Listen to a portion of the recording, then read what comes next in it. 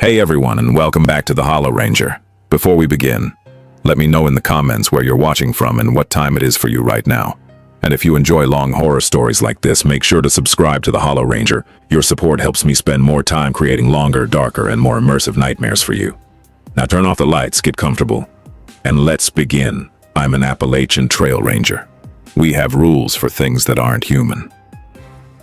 The radio call came in at 4:47 a.m. on a Tuesday, and the woman on the other end was not screaming. That's the part that bothered me. She was calm too. Calm, reading off her GPS coordinates like she was placing a food delivery order, and she said, "There's a man standing about 40 feet from my tent and he doesn't have a face." I asked her to repeat that. She did. Same words, same flat tone. Then she said, "He's been there since midnight. He hasn't moved. What do I do?"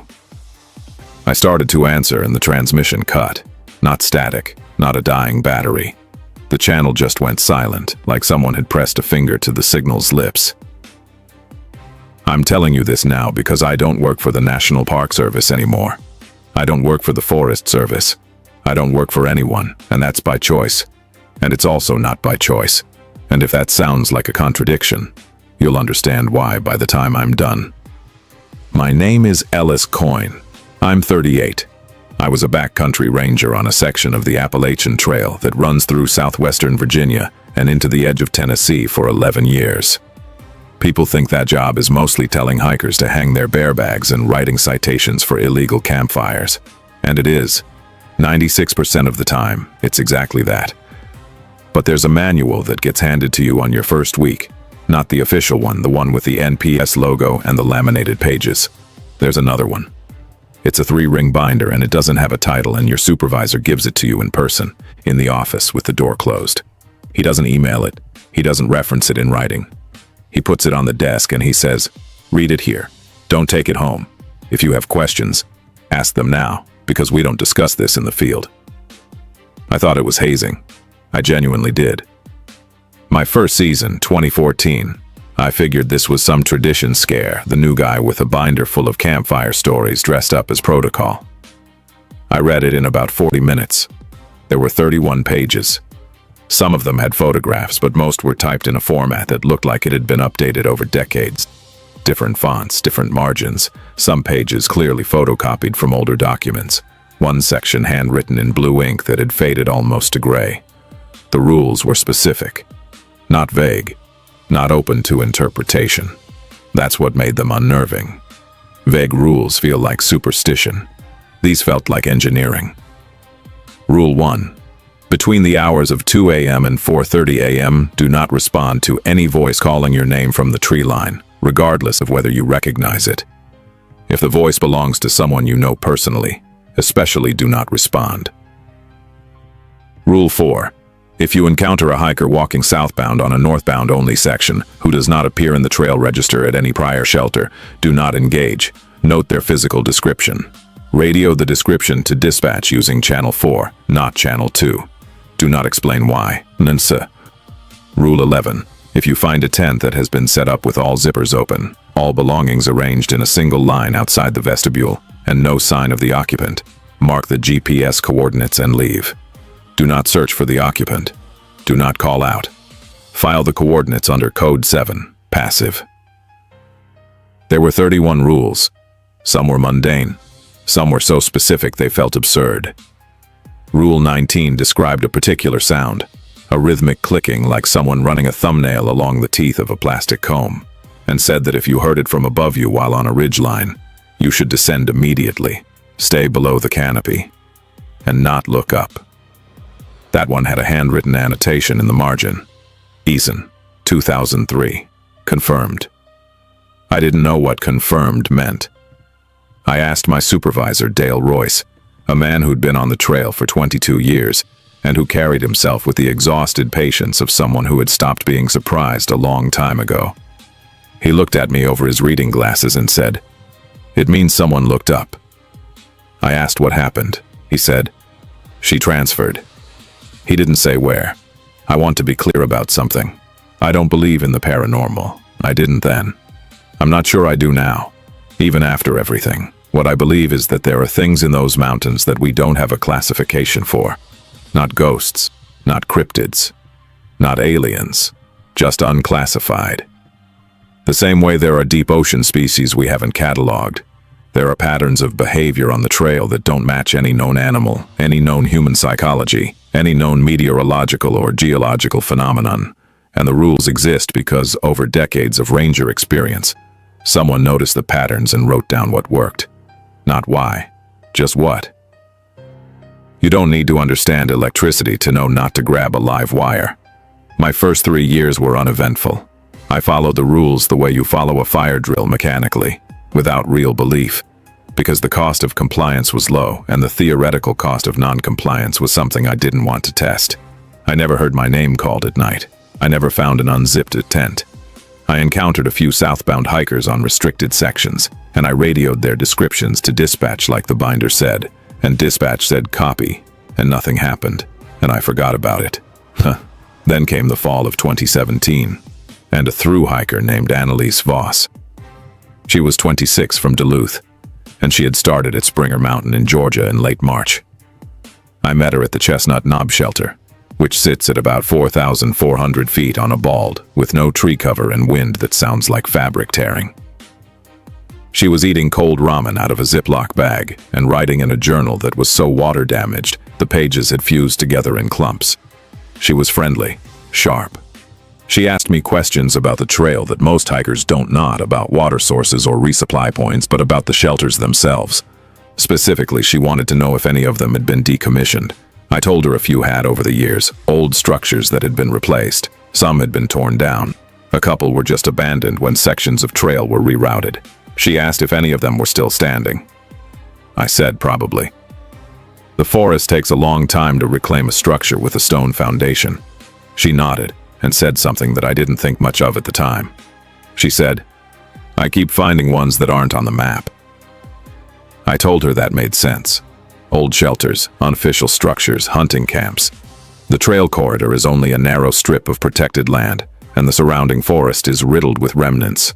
Foundations, chimney stacks, root cellars. She shook her head. These aren't old. The wood is new. The roofing felt is weatherproof. Someone is building shelters on the trail that aren't registered. I made a note of it. I figured it was a Trail Angel project, some well-meaning volunteer constructing unofficial rest points. It happens, we discourage it, but it's not high-priority enforcement. I told Annalise to note the coordinates if she found another one, and I'd report it. She said she'd found 3 so far, all on the Virginia stretch, all within a day's hike of each other, all identical. That word identical is the one that stayed with me. Not similar, not alike, identical.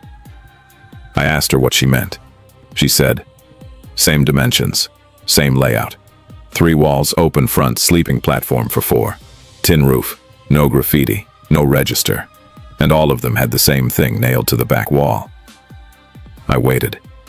A piece of paper, she said, laminated, with a list of rules. The temperature on that bald was already in the low 40s, but what I felt wasn't the cold. It was something else. A dropping sensation, like the floor of my understanding had shifted 1 inch lower. I asked her if she remembered any of the rules.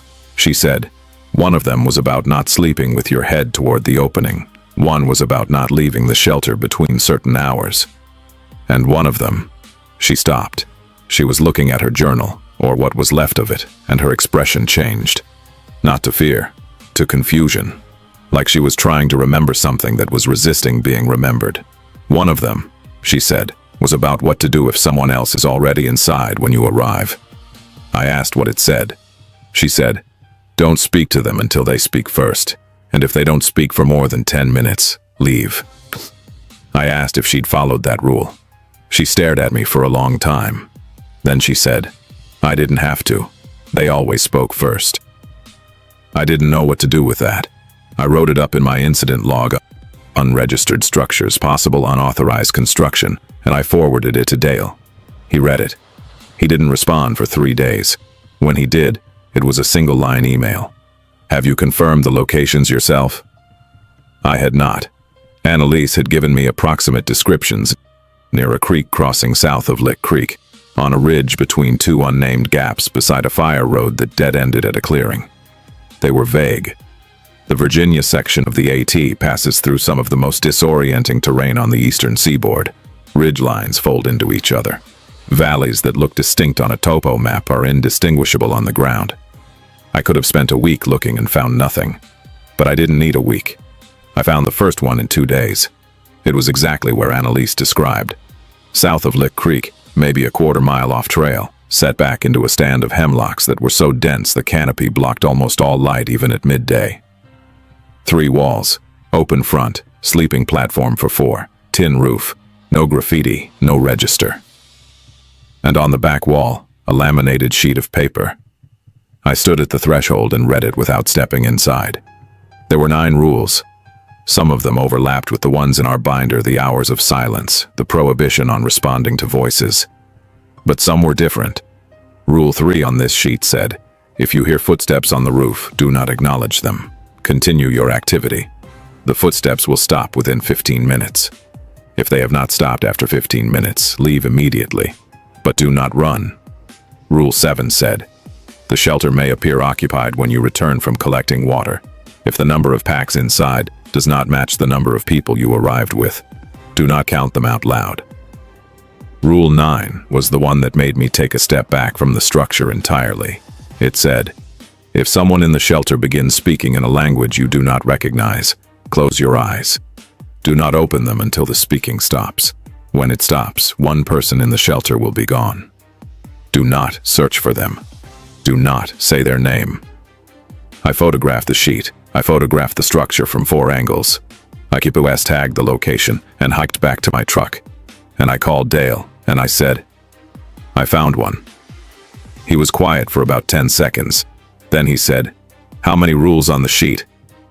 I said 9. He said, the last time there were 7. I said, last time? He said, don't go back to it at night, Ellis. And he hung up.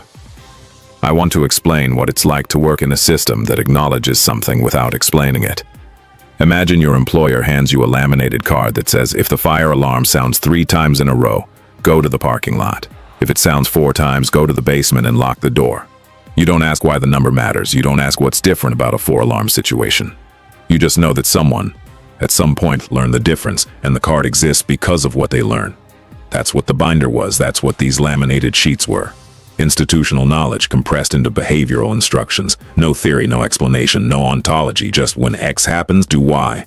When Y fails, do Z. When Z fails, the binder didn't say what to do when Z failed, it just stopped. The following week, I looked for the other 2 shelters Annalise had described. I found the second one. Same construction, same layout. 9 rules, same list, word for word. But this one had something the first didn't.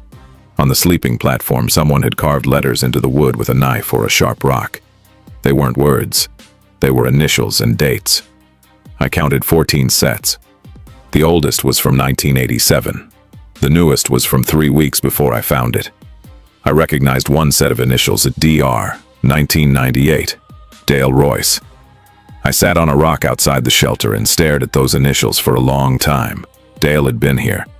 20 years ago, he had stood where I was standing, and he had carved his initials into the wood, and he had never mentioned it. I didn't find the 3rd shelter. I looked for 2 days and couldn't locate it. I expanded my search grid. Nothing. Then, on the 2nd evening, as I was hiking back to the trailhead, I passed a section of trail I'd walked that morning, a flat stretch along a creek. And I noticed something I hadn't noticed before. A trail marker. White blaze on a tree. The standard AT marker. But it was on the wrong side. AT blazes are always on the side and facing the direction of travel. This one was on the back of the tree, facing into the woods. I walked around the tree. The front had a blaze too. 2 blazes facing opposite directions on the same tree. That's not how the trail works. It's never how the trail works. A double blaze, 2 stacked rectangles means a turn is coming. But 2 single blazes on opposite sides of the same tree means nothing. There's no protocol for it. It's not in any guidebook. I stood there, and I looked in the direction the backward blaze was pointing, and about 200 yards into the forest, through a gap in the undergrowth, I could see the corner of a tin roof. I did not go to it. I'm telling you that because I want you to understand that I'm not a reckless person. I followed the rules. I trusted the system. And for a while, the system worked. Annalise Voss continued northbound. I didn't see her again that season. I checked the trail registers at shelters along her projected route, and her entries were normal weather notes, mileage, complaints about rocky terrain in Pennsylvania. She seemed fine. She signed her entries with a small drawing of a bird. Then, in November, after the through hiking season had ended and most of the shelters were empty, I got a call from a ranger named Pete Ellicott, who worked the section in Maryland. He said he'd found something strange in the register at the Ensign Colwall shelter. He said someone had filled 6 pages front and back with writing so small he needed a magnifying glass to read it. It was all rules. Dozens of them. Rules for shelters. Rules for creek crossings. Rules for what to do when you heard certain sounds, when you saw certain things, when you felt certain feelings. The handwriting matched earlier entries in the register. It was signed with a small drawing of a bird. I asked Pete to photograph the pages and send them to me. He did. I printed them out and read them at my kitchen table with a lamp pulled close, and what I read made me put the pages down and sit in silence for a very long time. Most of the rules were familiar. Variations on what I'd seen in the binder, on the laminated sheets. But Annalise had added annotations. She'd added context. After rule, she'd written small notes in parentheses. Things like, "This works. I tested it at Pickle Branch Shelter on September 3rd. The clicking stopped after I descended below the canopy. Took 90 seconds. And, only partially effective. The figure at Thomas Knob did not leave after I refused to make eye contact. It stayed for 4 hours. I think it was waiting for me to break. And, does not work if you are alone. Someone else must be present. It targets the one who acknowledges it. If you're alone, there is no alternative target. You cannot redirect its attention." She was testing them. She was systematically testing the rules. And then on the last page, she had written something that wasn't a rule. It was a paragraph. It said, "I've been on the trail for 7 months. I've encountered them 14 times. They are not the same thing every time. Some of them are mimics. Some of them are watchers. Some of them are something else. I don't have a word for the third kind. The mimics copy. The watchers observe. The third kind builds. I think the shelters are theirs. I think they've been building for a long time.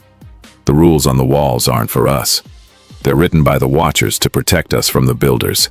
Something is trying to help." But not all of them agree. I read that paragraph probably 30 times. Each time a different phrase stuck.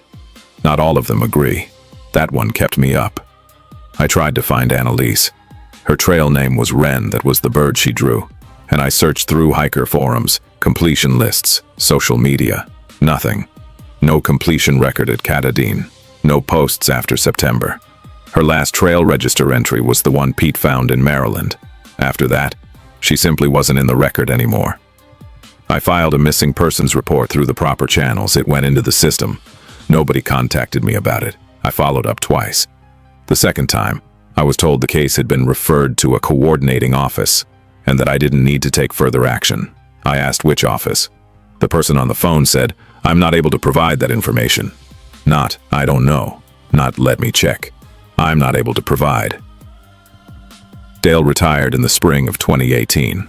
I saw him once before he left, at a regional meeting in Roanoke. He looked 10 years older than the last time I'd seen him, which had only been 4 months prior. His hands had a tremor. He pulled me aside during a break and said, "They're going to give you the binder." I said, "I already have the binder." He said, "No, they're going to give you the real one." I waited. He said, "The one I had was 31 pages. The one they'll give you is longer. They update it when." He stopped. He rubbed his face. "When there's new information." I asked, "How much longer?" He said, "I don't know. I haven't seen it. They don't let you see the next version until you've been promoted." He looked at me. "Ellis, don't get promoted." Then he left. He moved to Tucson. I emailed him twice and got no response. The third time, the email bounced. The address no longer existed. In June 2018, My supervisor Dale's replacement, a woman named Margaret Chen who had transferred from Olympic National Park in Washington, called me into the office. She closed the door. She put a binder on the desk. It was thicker than the one I'd been given in 2014. She said, "Read it here." I opened it. 64 pages. Same format typed, different fonts, some handwritten sections. The first 31 pages were identical to my original binder, with minor updates. A few rules had been revised. Rule 11, the one about open tents, had a new addendum. If the belongings arranged outside the tent include a journal, do not read it. If you have already read it, report what you remember to dispatch and submit to a cognitive baseline evaluation within 48 hours. The new pages, 32 through 64, were different. They weren't rules. They were incident reports. Each one followed the same template: date, location, personnel involved, description of event, actions taken, outcome, and a field labeled classification. The classifications were single letters. I saw A, B, C, and one entry marked with the letter E. There was no key explaining what the letters meant. The incident spanned from 1979 to 2017. Some were mundane: a hiker reporting unusual sounds, a shelter found with unexplained damage. But some were not mundane at all. Incident 2004-17. A ridge runner in North Carolina reported that a section of trail near Max Patch had moved, not eroded, not rerouted, moved.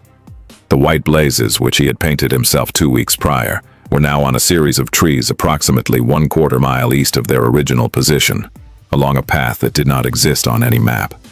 The paint was his. He confirmed the brand, the application pattern, even a drip mark he remembered on one specific blaze. The trail itself, the worn dirt, the root steps, the water bars had been replicated. Classification: B. Incident March 2011. 2 thru-hikers reported a man sitting in the Overmountain shelter at dusk.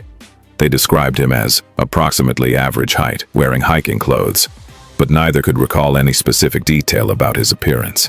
Not his hair color, not his eye color, not the color of his jacket, not his pack, not his face. When pressed, one of them said, "It's like trying to remember a word you've never learned." The man had not spoken. He had been sitting on the sleeping platform with his hands in his lap. Both hikers left the shelter and camped nearby. In the morning, the shelter was empty, but there were 4 packs inside. Neither hiker recognized them. The packs were inventoried. Standard gear, standard food. No identification, no permits, no personal items of any kind. Classification: C. Incident 2015-22. A ridge runner reported hearing a conversation between 2 people in the woods approximately 50 yards from the trail. She could hear the rhythm and cadence of speech pauses, laughter, inflection, but could not identify the language. She followed protocol and did not approach. She reported that the conversation lasted approximately 40 minutes and then stopped. When she passed the area the next day, she found a clearing she had not previously noticed. In the center was a stone fire ring that appeared to have been used recently. Around the fire ring, arranged in a circle, were 11 pairs of hiking boots, all different sizes, all facing inward. Classification: A. I read all 33 incident reports. Some were clinical, some were clearly written by people who were struggling to describe what they'd experienced. One from 1993 was only 2 sentences long. Trail section between Clyde Smith Shelter and Chestnut Knob has been marked for rerouting. Do not ask why. I looked up at Margaret when I finished. She was sitting across the desk watching me. She hadn't moved. I said, "What's classification E?" She said, "There's only been one." I said, "I saw it. Incident 2009-06, but the description was redacted. It was blacked out."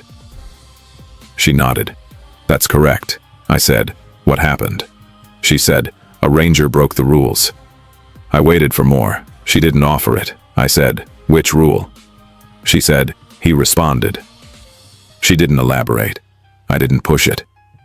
There was something in her expression that I'd never seen on an NPS supervisor before, not discomfort, not fear, but a kind of practiced blankness, like she had rehearsed not reacting to this exact conversation. I went back to work. I maintained the trail. I checked shelters. I picked up trash and talked to hikers and filed reports and lived a normal life in a small rental in Damascus, Virginia. And I followed the rules and nothing happened. And I started to think that maybe none of it would ever touch me directly. That lasted until October 2019. I was doing a routine patrol of the section between the partnership shelter and the intersection with the Virginia Creeper Trail.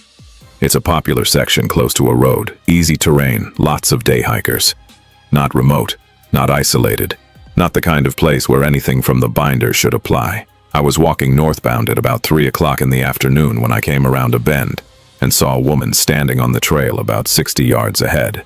She was facing away from me, standing perfectly still. She was wearing a bright orange backpack, the kind of color you'd notice from half a mile away.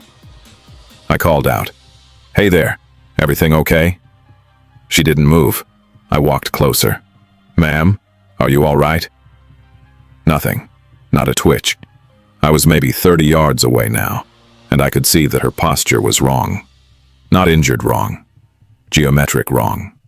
Her arms were at her sides, but they were perfectly parallel to her body. Not relaxed, not tense, just aligned. Like someone had positioned her.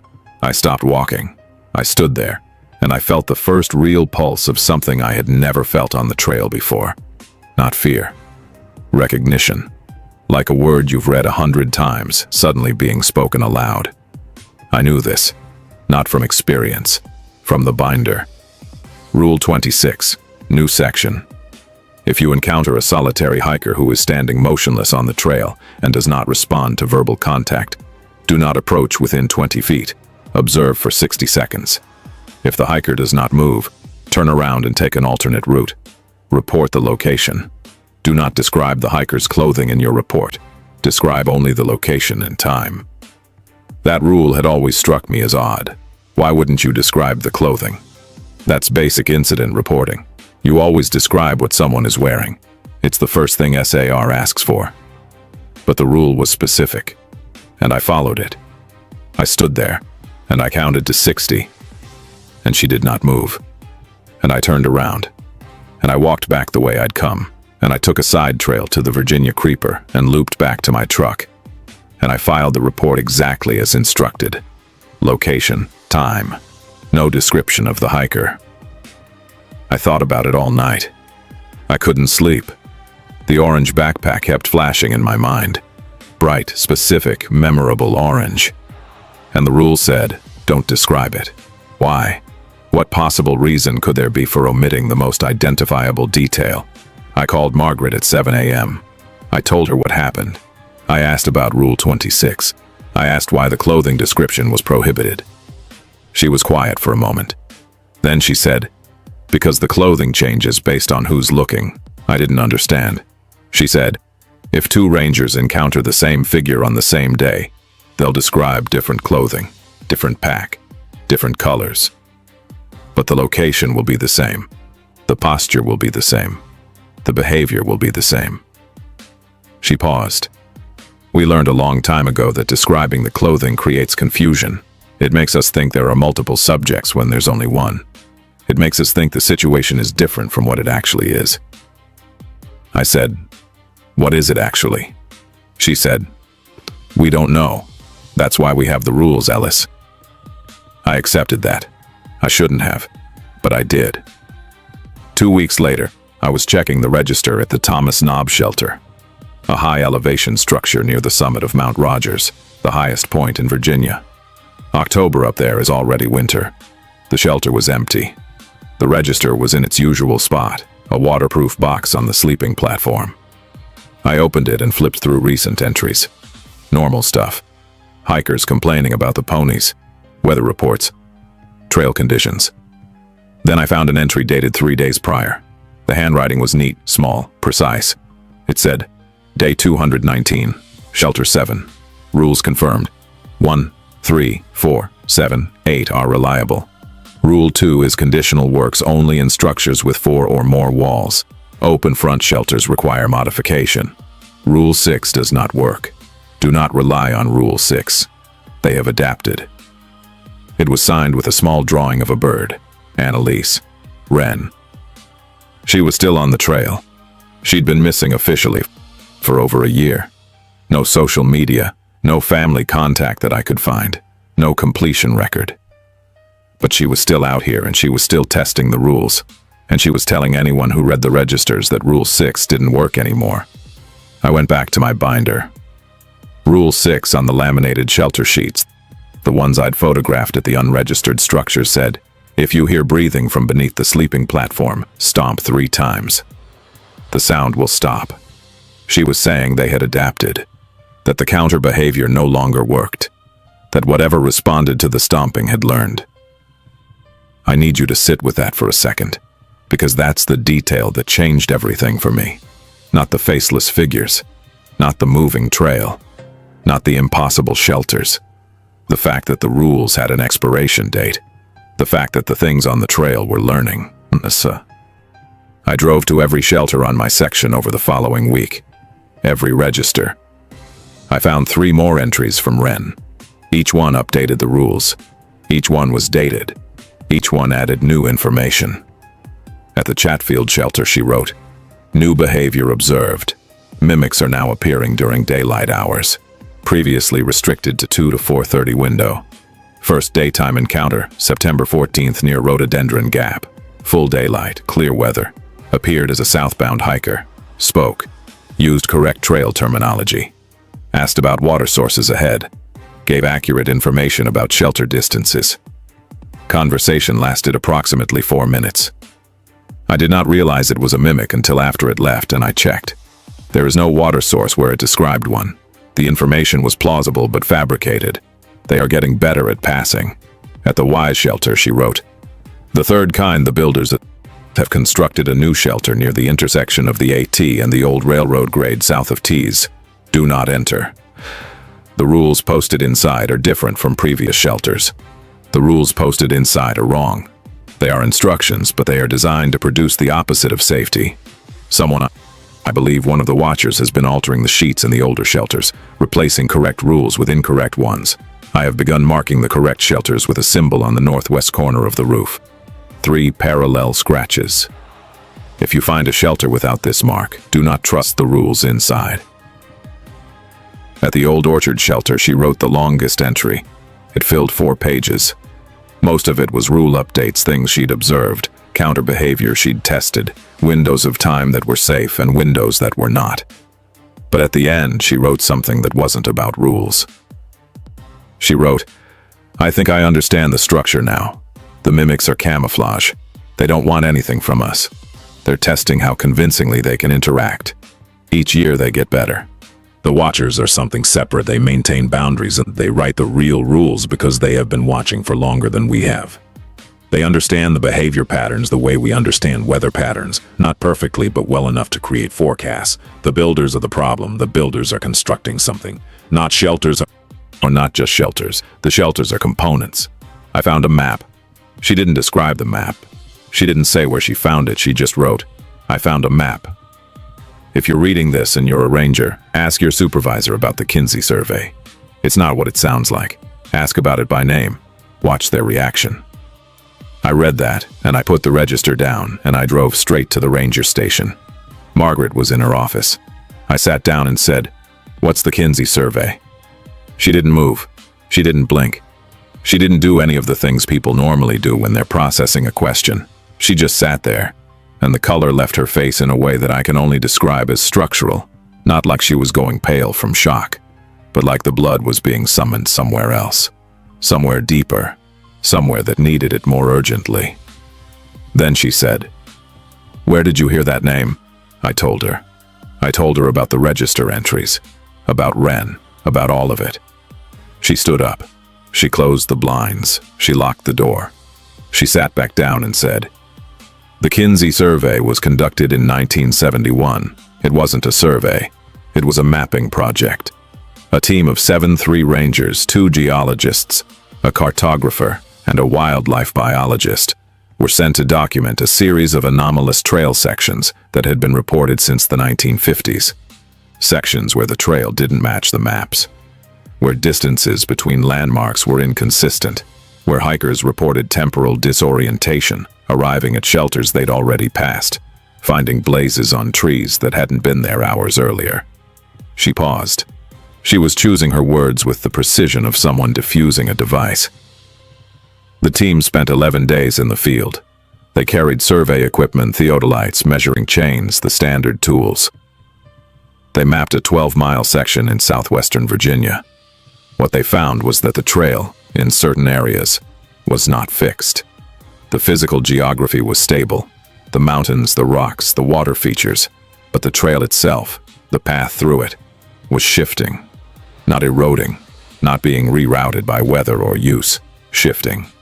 Blazes appearing on trees that had no blaze marks under UV light. The paint hadn't soaked into the bark. It was sitting on the surface, as if it had been applied minutes before. Shelters appearing in locations where no construction permit had been filed, and no materials had been transported. She looked at me.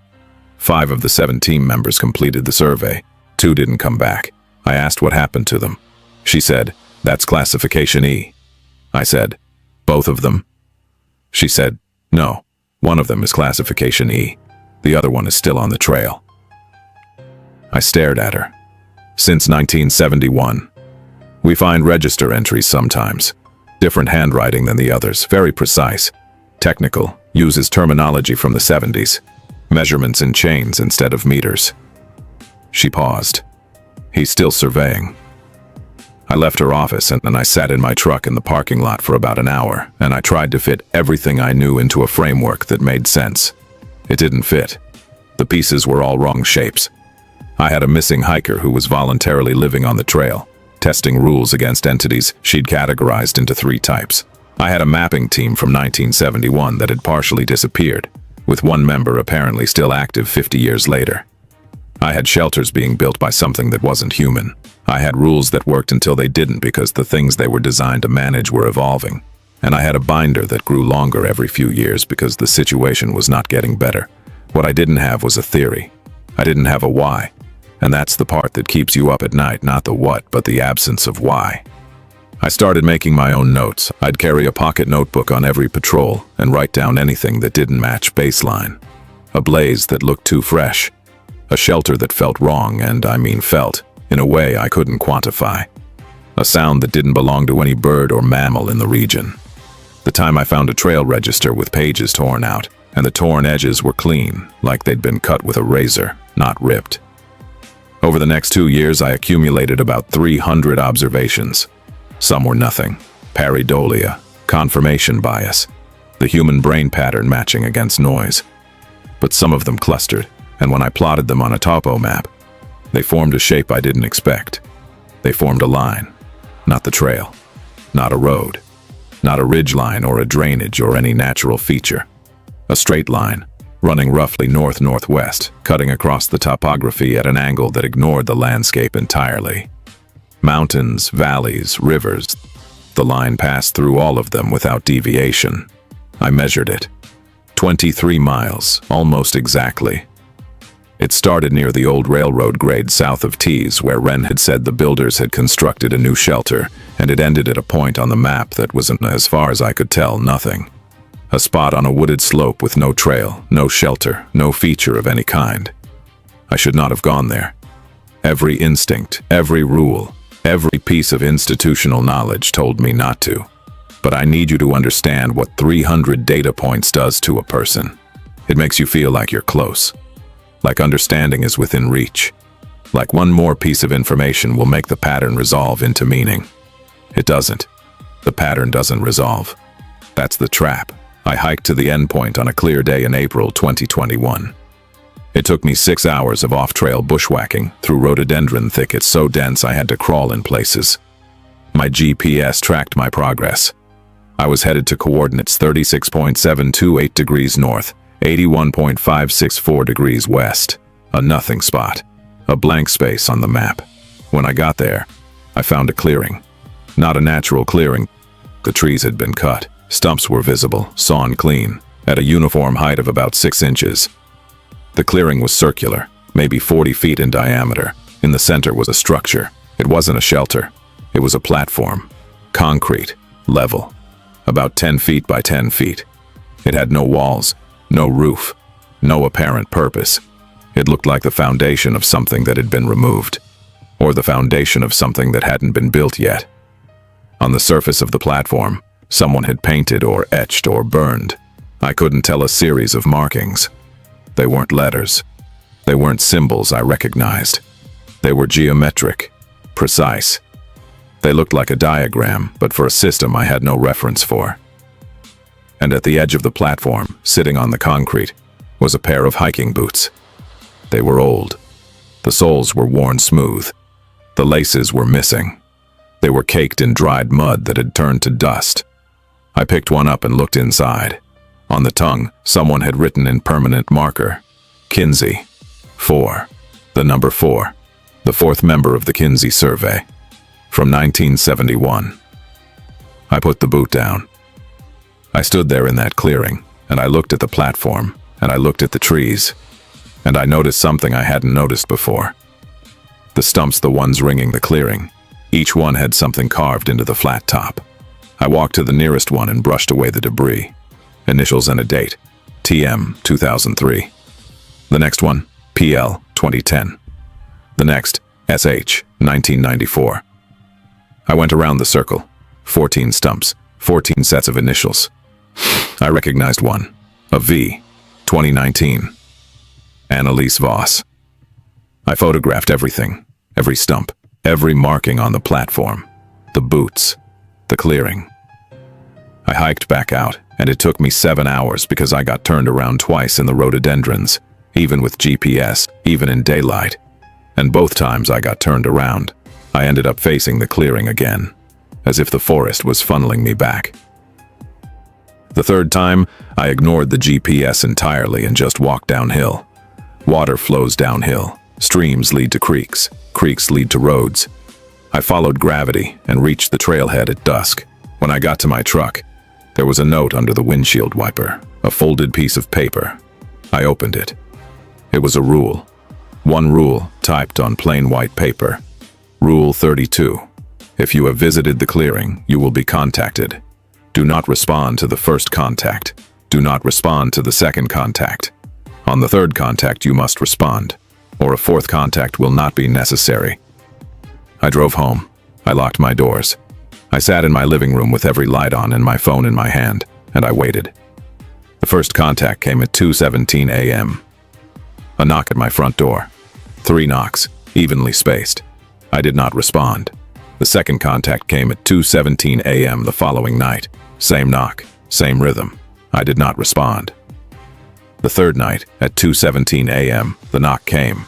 3 knocks. I stood at the door. I could see through the peephole that no one was on my porch. The porch light was on. The steps were empty. The yard was empty. The street was empty. I opened the door. On the welcome mat was a binder. Not the NPS binder. Not the 31-page version. Not the 64-page version. This one was at least 2 inches thick. On the cover, in handwritten block letters, someone had written, "Complete." I brought it inside. I opened it. The first page said, "You have been selected for inclusion in the monitoring program. Your observations over the past 3 years have been noted and are appreciated." The following pages contain the full operational guidelines for the Appalachian Corridor. Please read carefully. Compliance is expected. This document supersedes all previous versions. It wasn't signed. It wasn't stamped. It wasn't attributed to any agency, any office, any person. I turned to the second page. It began Section 1, Classification of Non-Human Trail Entities. There are currently 5 recognized types. Wren had identified 3. The binder listed 5. 2 more. 2 kinds that Wren hadn't encountered or hadn't survived encountering. I read for 3 hours. I read about the mimics, which the document called Type 1 adaptive. I read about the watchers, called Type 2 observational. I read about the builders, called Type 3 structural. And I read about Type 4, which the document called integrative, and Type 5, which the document simply called resident. Type 4 was described in clinical language. Type 4 entities demonstrate the capacity to integrate with human populations for extended periods. They occupy social roles, maintain employment, and sustain interpersonal relationships. They are indistinguishable from humans in all observable metrics. Identification is possible only through behavioral analysis over extended periods. Specifically, Type 4 entities do not deviate from routine. They do not improvise. They do not respond to novel situations with genuine adaptation. They respond with plausible approximations of adaptation. The distinction is subtle and requires trained observation. I read that paragraph, and I thought about Margaret Chen. I thought about how she had answered every one of my questions with prepared precision, how she had never once been surprised, how her reactions were always exactly appropriate, never too much, never too little, how she had transferred from Olympic National Park, a location I had never verified, how she had replaced Dale, who had warned me not to get promoted. I kept reading. Type 5. Resident. The description was short. Type 5 entities are permanent occupants of the Appalachian corridor. They do not move. They do not interact. They are fixed to specific locations and have been present at those locations for longer than any existing record. They are not dangerous. They are not safe. They are infrastructure. Infrastructure. That word you used to describe a living thing or a thing that occupied the category where living things should be. Infrastructure, like a bridge, like a road, like the trail itself. The rest of the binder was rules. Hundreds of them. Rules for every situation I could imagine, and dozens I couldn't. Rules for what to do if the trail beneath your feet changes texture while you're walking. Rules for what to do if you meet yourself coming from the other direction. Rules for what to do if the stars at night are in the wrong positions. Rules for what to do if you realize you've been hiking for longer than the daylight should allow. And at the very end, a final section. It wasn't rules. It was a list. Names and dates. Hundreds of them, going back to 1923. Next to each name was one of two notations, active or absorbed. I scanned the list. Annalise Voss, active. The Kinsey team members, 3 marked active, 1 absorbed, 1 active, 2 absorbed. Dale Royce, active. Dale, active. Dale, who had retired to Tucson. Dale, whose email no longer existed. Dale, who was apparently still what? On the trail? Part of the trail? At the bottom of the list, in the same handwritten block letters as the cover, someone had added the most recent entry, Ellis coin pending. I closed the binder. I sat in my living room. The lights were on. The door was locked. The house was quiet. And I understood, with a clarity that felt like a physical weight, that I had never been an observer. I had never been outside the system, looking in. The rules weren't designed to protect rangers from the trail. The rules were designed to manage us, to sort us, to determine which of us noticed, which of us investigated, which of us went to the clearing. The rules were a test. The binder was an invitation. And I had accepted. I didn't go back to work after that. I called in sick for a week, then 2 weeks. Then I submitted my resignation by mail. No one from the NPS contacted me about it. No exit interview. No paperwork follow-up. My final paycheck appeared in my bank account with a memo line that read, "Thank you for your service to the corridor." Not the trail. The corridor. I moved to Roanoke. I got a job at a hardware store. I tried to stop thinking about it, and for about 6 months I did. I didn't hike. I didn't go near the mountains. I didn't open the binder, which I'd put in a storage unit on the outskirts of town. Then, last spring, I was stocking shelves in the lumber aisle when a woman came in and asked me where the roofing felt was. I pointed her to aisle 12.